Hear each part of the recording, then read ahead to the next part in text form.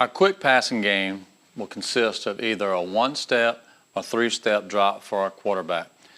Since we're in the pistol and we're 2.5 yards from the center, that's according to what we call it, what we want him to do. And I'm going to explain on here how we do our steps. You'll be able to see our quarterback go through his steps to the right and to the left. And then what you'll also be able to see actual game footage on our quick game with different formations and how we try to do some things to try to hurt people. Our quick game again is our one step, okay? Mostly we use a hitch, speed out, slant, fade game. And again, in the quick game, this was a deadly combination for us. And let's be honest, if you're going to be an option team and you're going to throw the ball, you're going to have to really pick 4 or 5 routes that you do and do them real well. I've talked about in other DVDs about how our practice schedule went. And what we would do is we would go out and stretch, and then we'd do PSK, punt, snap, kick. Then we would go through whatever special teams we're doing that day. Then we would go to offensive individual. My quarterbacks would go over. They would do all the footwork, and then they would go into inside veer, midline, outside veer steps. They would have the fullback come over. He would do some things with them.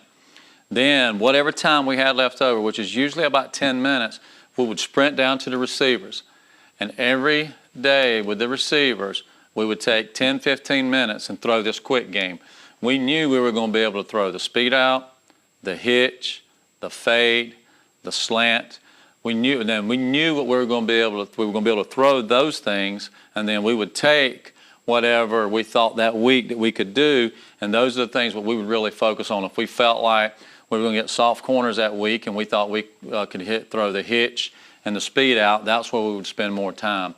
But you've got to let your quarterback spend a lot of time with your receivers, because if you do not, and then it's game situations and they don't make the plays, you're the one to blame, not the kids. You know, again, it's the old adage, it's not what you know, but it's what they know.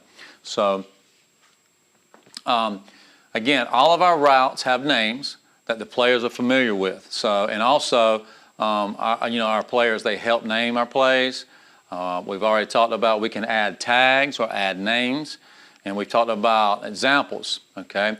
A Reno route, which is our hitch route, and then what we'll do is, if we want to go hitch and go, the kids came up, well, Coach, since we call this Reno, why don't we call the hitch and go Ringo? And so they were able to identify Reno and Ringo together.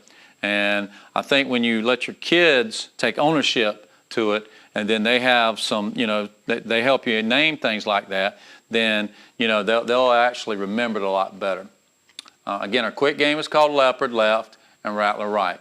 We talked about this a little bit before. We want this to be for our fullbacks, so he'll know he'll always go away from things that bite. And then, again, it lets our center set our offense, so we know what we're going to do. Now what you're going to see our quarterback, okay? What he's going to do is this is our rattler, this is our quick game, okay? And you're going to see him take his snap, okay? And you're going to see him get his feet, and you're going to see him throw here. And that way, this is what we did every day with our X's. You'll see him take the snap, 1, 2, there. Now, understand too that my quarterback is 5'6". So you have to understand that where if you're 6'5" or 6'3" or so whatever, you may be able to take that snap and just hop and go. But for him, he needed to get that little hitch in there to make sure we got the ball where we needed to.